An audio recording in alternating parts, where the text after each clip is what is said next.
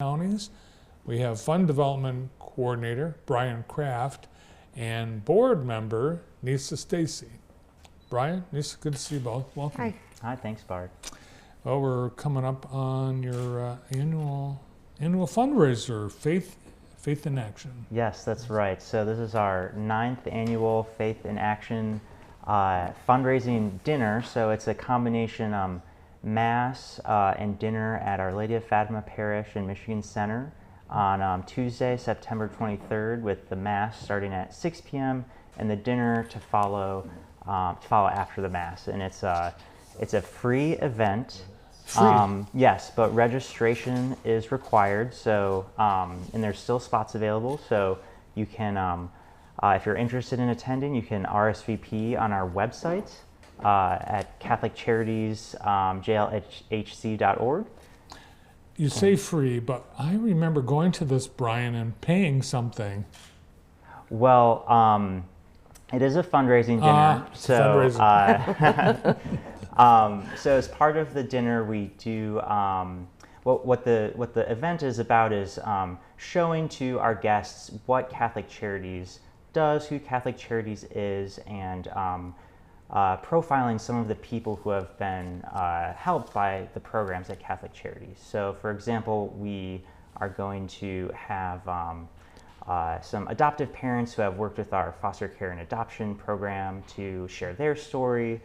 We have some volunteers who help drive seniors to their medical appointments who can't drive themselves, share their stories. We have some board members, and we also have a special guest speaker who will be our keynote speaker this year from the St. Paul Evangelization Society out of Detroit. And really, he's so as his organization is called, it sounds, evangelization. So he is really going to tie together the themes of evangelization and the mission of Catholic Charities, which really go together of helping our neighbor, motivated by the gospel and by our Catholic faith.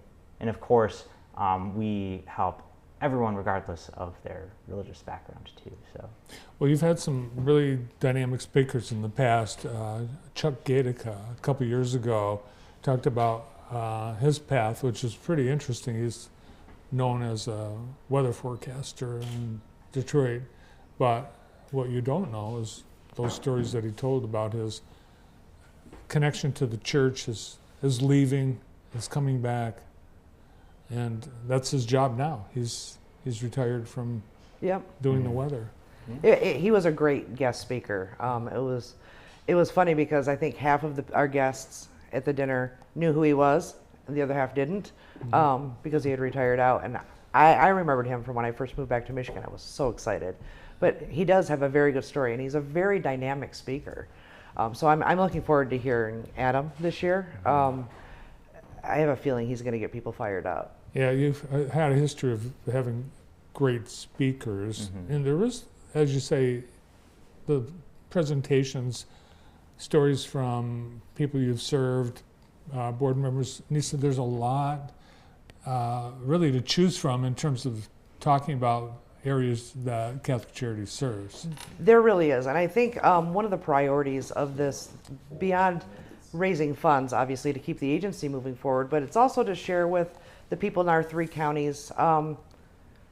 We're helping people that are in your community. The money that you donate here stays here, and I think that's really important for people to understand that we're not helping nationwide. We're helping Jackson, Lenawee, and Hillsdale counties. So all of the stories and testimonials you hear at this event come from our friends, our family, and our neighbors. And that's a big part of Catholic Charities, is helping people here. Yeah, and it seems like there have always been stories from what would be people who would be considered the least of us, who have maybe hit rock bottom and had recovery thanks to Catholic Charities. I think it's neat that you seek out those kinds of stories at this event each year too.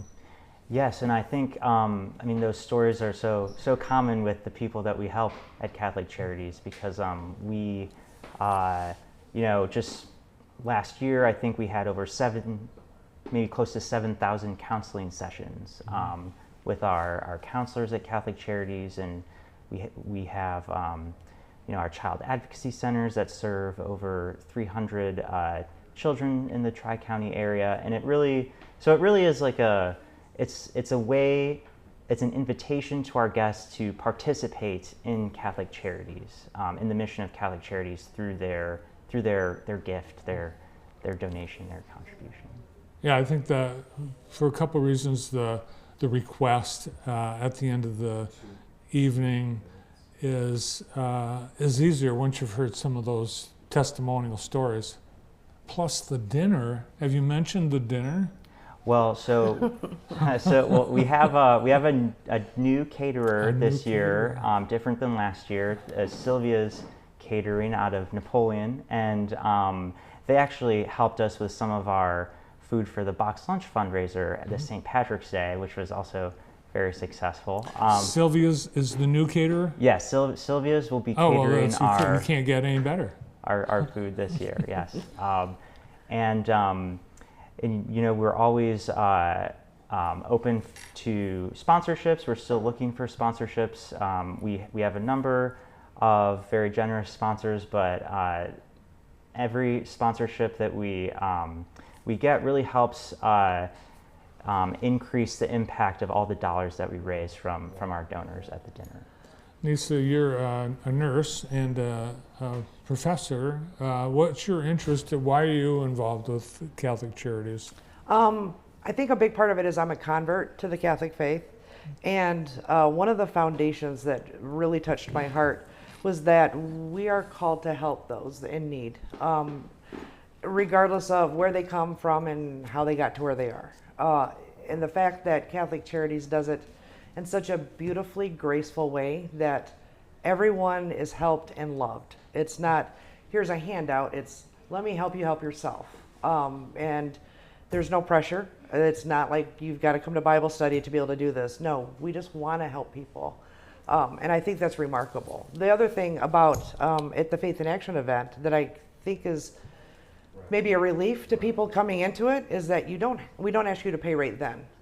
We offer an opportunity to become part of a society of givers, and there's an envelope on the table. Go home, pray about it, think about it, then you can make your decision. So we're not passing the hat. And here's the way you can get your reservations in.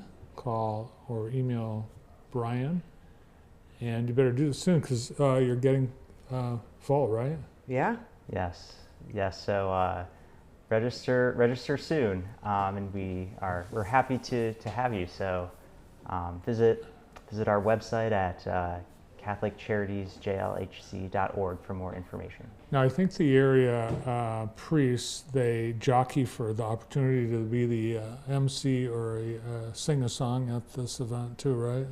Yes, so that I've heard, this will be my first dinner. I've heard that's always a highlight of the dinner, but we are planning on having most of the area priests there this time, and yep, they'll all join in one of, I hear, Father Tim McDonald from Queen's favorite songs. So even more reason to join us. That's right.